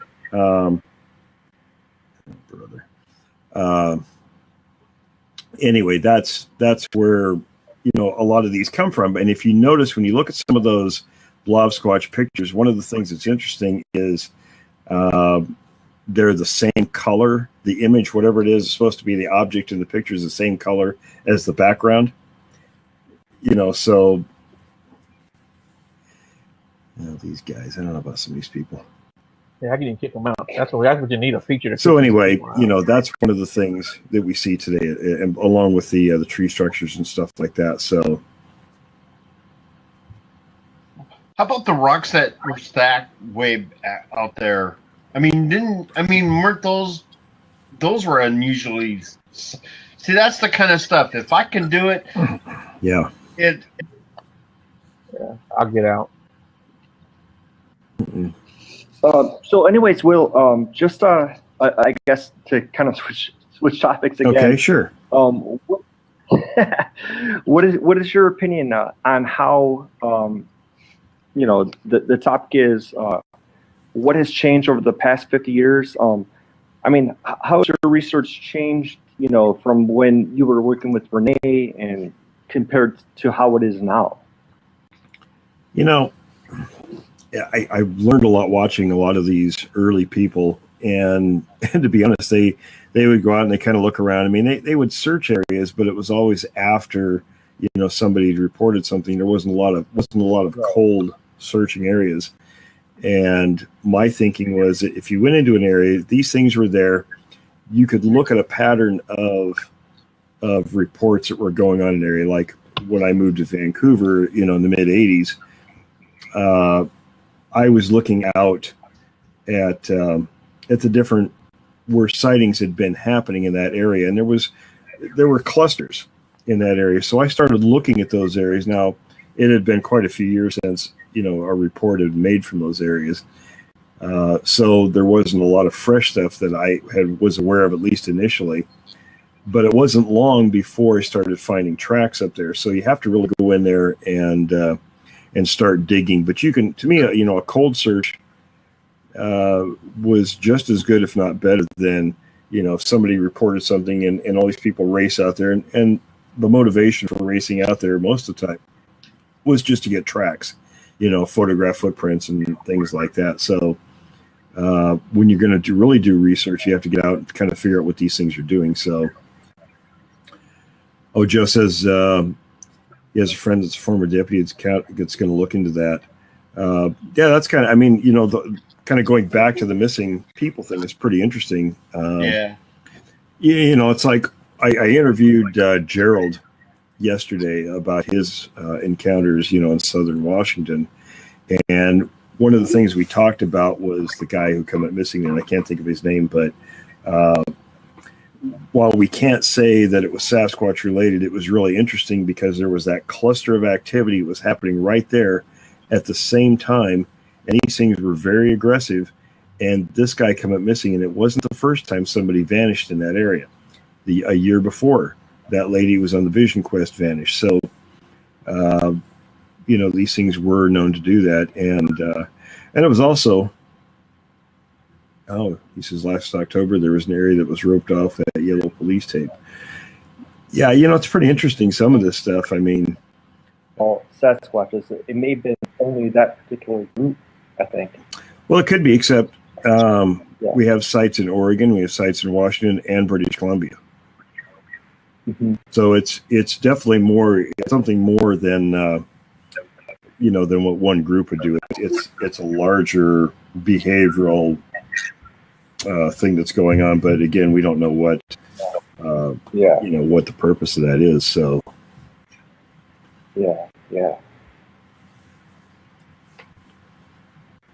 so I'm not sure. There's other stuff and everybody's getting distracted with this stupid stuff, but there's some other stuff you see out there. It's more than stupid. There is other stuff. I was hoping Bruce would come on because Bruce had. Bobby, you found the rock stacks up there too?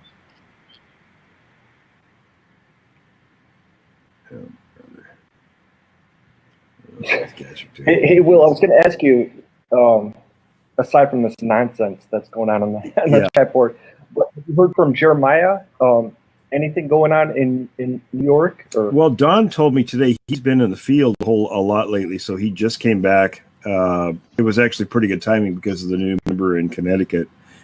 So, you know, Don didn't say anything about him because those two are in touch. I know Jeremiah's supposed to be back in a couple of weeks from his business, so I don't know really any updates on the field there. Don's just been recently, so, you know, we'll see what's going on with him. And Don was on here earlier. Oh, I guess he still is. I don't know, Don, if you had any updates from your field expeditions, but oh. Oh boy. Oh, and hey, well, while we're waiting, have you heard anything about the Whitehall movie? Supposedly came out like last month or whatever, but there was talk about it in previous months about. I guess it was in Whitehall, New York. I'm not familiar with that area. I can't remember what it was. Somebody told me something about it or asked me. No. Yeah. Somebody actually interviewing last week who was talking about that they know the police detective that was involved in that, and they spoke to him directly about that. So I was actually waiting to get some more information on that. But they said, from getting direct information, apparently there was a lot of stuff that went on, about that whole situation afterwards. So there was more stuff. They were 18 inches long, and they were more than 6 inches deep in this gravel.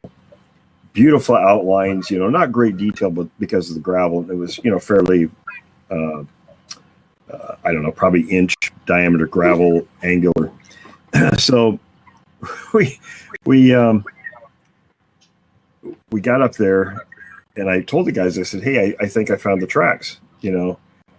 They both ignored me, and they were still arguing over a damn mud puddle. So I said, to hell with both of them, and I quit going out with Datus. I said, enough of Datus. But, the Sasquatch had been there, the witnesses, and we never did find the witness, of course, because Datus had the contact information, and I think it was all in his head. I don't think he ever wrote anything down, so, Anyway, that was that story. But actually, Will, I was thinking about another, like an older guy, like he was like almost in his 80s, I think. That was Datus. That was Datus. Oh, okay, yeah. Datus. And I don't know if you guys. This is a little off topic, I guess, but it's how these blabs go. We sort of start one place and we go all kinds of directions. But Datus, when I met Datus, he was in his 80s.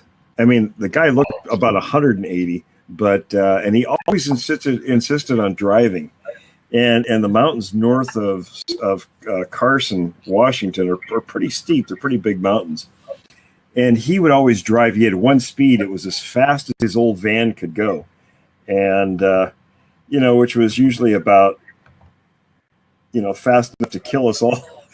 And there was only two seats, the front two seats, and usually took his wife with us.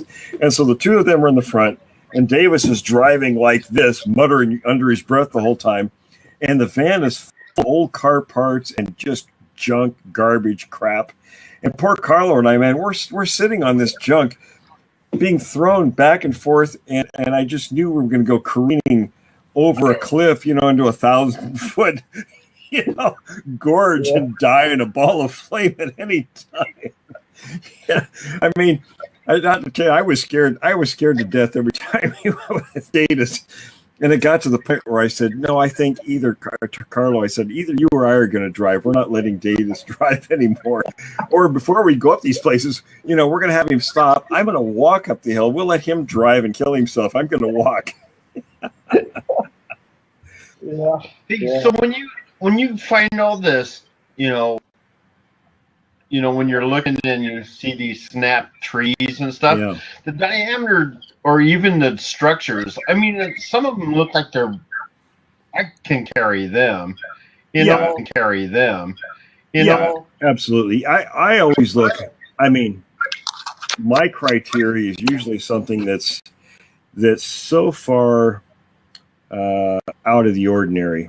In other words, Right. I'll see weathered ones, especially old ones that are a year or two old, and I'll think, yeah, that's probably what that is, but I usually don't pay a lot of attention to that stuff. I look for the fresh stuff. In fact, when I put notes from the field, both those, the first one was in 1991, the second one I found in 2003, Right. and they were both of them I found in the month of July.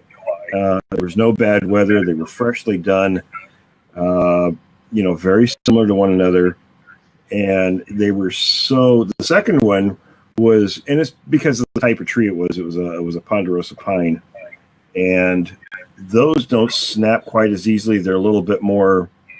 I hate to say rubbery, but kind of like that. They don't snap that easy. So it was twisted like this, like you'd wring water out of a cloth. Okay, well that's yeah. I like that was crazy. Now I'm telling you, it was in the middle of a stand of trees. There were probably 20 or 30 of them, the same age, same height, and everything. And it was right in the middle. So if it was weather or anything else, the tree standing right next to it would have been done. So this one was picked out right in the center and done this. And there were no bear claw marks or anything like that on it. I always look for all these things to try to weed out any possibility. Bigfoot's the very last thing that I'll think about. And only if I can't think of another reason why, it could be something else. So, I mean, anyway. And we'll, I guess to change the subject a little bit, again, about the topic, why hasn't it changed in the past 50 years? Like, what is your take on that? I mean, because I know that, obviously when Teddy Roosevelt was writing about the Bowman story, that was decades ago. But how has it changed in recent years? Well, that's a good point. Of course, now, we get all these, and one of the big things is, what do you call it?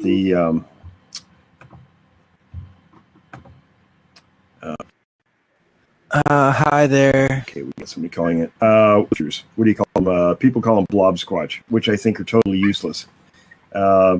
You get a ton of people putting this junk out there, and it's just that, it's junk, I think. There's nothing useful familiar with it. So for those people, I'd say, dig into it a little bit and see what there is.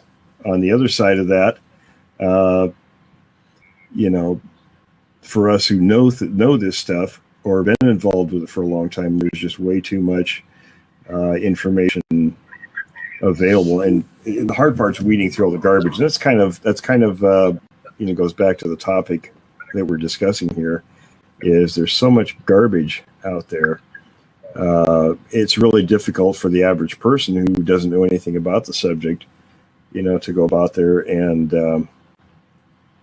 He wants. I don't know if we have time for that. I don't know if you guys really want to hear that again or not, but. Sure. Okay, Floyd asked, tell us about your experience. Read the books. Tommy says read the books. Yeah. Well, read my screenplay. Yeah. Absolutely. There we go. Well, I'll do the short version. When we were kids back in 1972, we were 14, and my friend Mark came over to stay the weekend. We all lived out in farm country. It was very rural. Milo knows, Barshaw, yeah. And where I lived, how it was out there. That was, oh man, hell, all of us lived so far away from each other. You had to. Our parents weren't going to just drive us around. You had to get inventive with going to visit your friends, right? Well, we had to take the bus. If I wanted to go to Bill's house, I took his bus. Yeah, what you do is you take the person's bus home to their, spend the weekend, and then you'd come back to school and then go home on your own bus on Monday. That's how we did it, because our parents weren't going to drag us all over the place. They said, "Oh hell no, you figure it out." So Mark came over, and this was the middle of December of 1972. He came over to spend the weekend, and it snowed that year. It was really cold, so it was kind of boring. We said, "Well, hell, what are we going to do?" I said, well, let's go to John's house. John lived about a mile from my house, but it was a lot shorter for you. We were able to go through the woods with a trail. That was Of course, Adam. we couldn't find the trail because there Yeah. was snow on the ground, so we had to walk down the road and then up by that dairy and then down the railroad tracks. So we got about halfway down there, and we ended up finding Sasquatch tracks in the snow, 3 sets of them. We had never heard the word Bigfoot before, so we saw these big tracks, and there was a pile of guts between the nails that weren't frozen. It freaked us out. So, we whatever did this had to be really close by because it was fresh. And so we took off running, and John's dad brought his gun and camera, and all of John's brothers and sisters came along. So we were all up there, oohing and ahhing, wondering what all this was. And then John's dad told us what he knew about it. Put their 15 minutes of fame in. Yeah, and that's what happens. I mean, people say and do crap that just gets them attention. And yeah, like it's kind of like watching Brandy with her stuff. She's really gung ho with it and now that she has that digital recorder and stuff, it does help as far as clarity. But it is, I hope we get to the point where the database gets, really more to the point of where it can fall through so everybody can look at it. Yeah, I mean, it's because we're not going on guesswork. We're doing it, more of an empirical route. Right. Our database will have a lot more to it than all this guesswork stuff that's out there. The BFRO has their stuff they put online, but all those reports, but they will twist a report based on their outlook on the subject, not the actual information. So, to me, that's really kind of worthless. Was it kind of like Wicked or all that stuff? Wikipedia? Yeah. You can put whatever you want in there after they do their stuff. So, yeah, I mean, what's the point of looking up an account? If you're trying to look into an area and get some idea of what's going on, if they've changed the particulars of a story because it doesn't fit their way of thinking. Well, sensationalism. So, well, that's part of it. I mean, they're trying to get attention. I mean, there's some people, that's all they do is try to get attention. Yeah. Yeah. So, I'm going to start doing that, double checking all that stuff for Alaska. But I've been following up. I've been doing all that for all the missing hikers kind of thing. That's where I'm at. So right. Until me and Brandy can start heading out and stuff, I'm looking for just stuff online because my name still isn't on the list.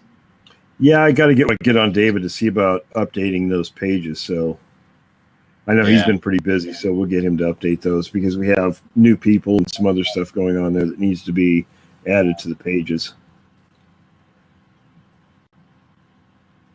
So what's going on in your neck of the woods, Joe? I put that poster a couple of days ago where they found that dead girl Joe froze up. in San Houston. Did I freeze up now? Can you hear me now? I can hear you. No, they found your picture's froze. So what's going on in your area, Joe? They found a dead girl in San Houston Forest a couple of days ago on the 30th of June. Maybe his isn't working so well. People, that's all they do is try to get attention. Yeah. Yeah. So I'm going to start doing that, double checking all that stuff for Alaska. But I've been following up. I've been doing all that for all the missing hikers kind of thing. That's where I'm at. So right. Until me and Brandy can start heading out and stuff, I'm looking for just stuff online because my name still isn't on the list. Yeah, I got to get on David to see about updating those pages. So I know he's been pretty busy, so we'll get him to update those because we have new people and some other stuff going on there that needs to be added to the pages. So what's going on in your neck of the woods, Joe? I put that poster a couple of days ago where they found that dead girl Joe froze up. in San Houston. Did I freeze up now? Can you hear me now? I can hear you. They found your picture's froze. So what's going on in your area, Joe? They found a dead girl in San Francisco Forest a couple days ago on the 30th of June. Maybe his isn't working so well. It's not What was working that? at all. There was What's that? There was a dead No, girl. I was asking found in Joe San if, Francisco. what was going on in his area. And they found a dead girl in the San Francisco Forest on the 30th. Can you not hear me?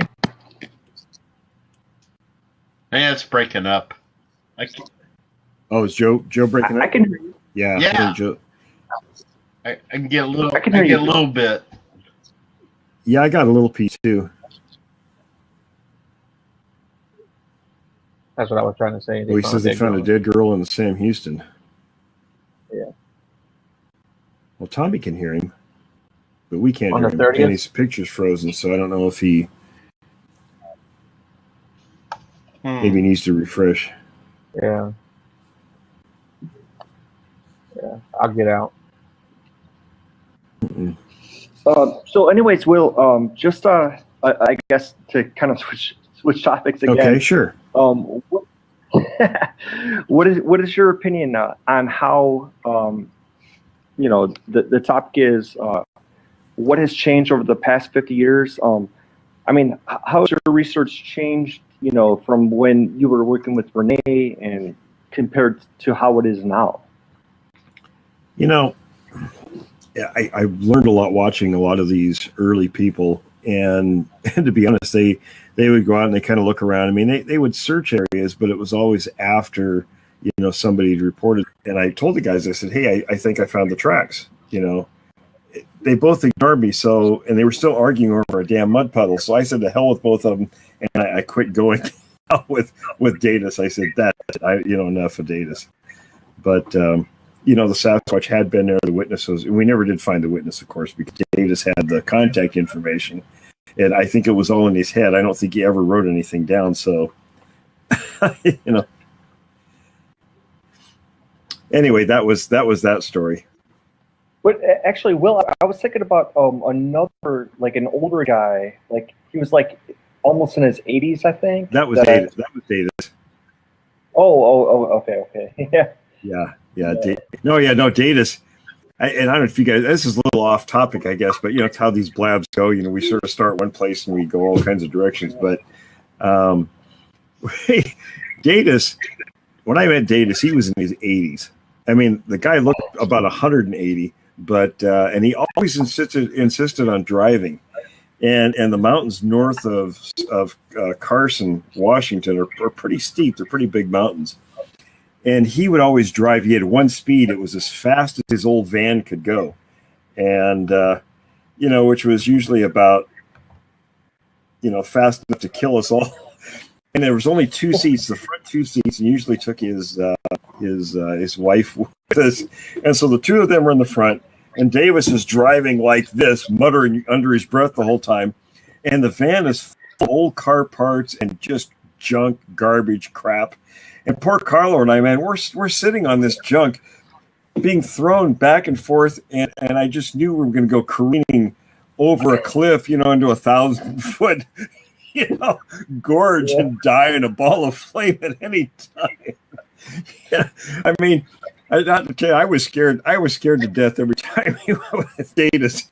And it got to the point where I said, no, I think either Carlo, I said, either you or I are going to drive. We're not letting Davis drive anymore. Or before we go up these places, we're going to have him stop. I'm going to walk up the hill. We'll let him drive and kill himself. I'm going to walk. Yeah.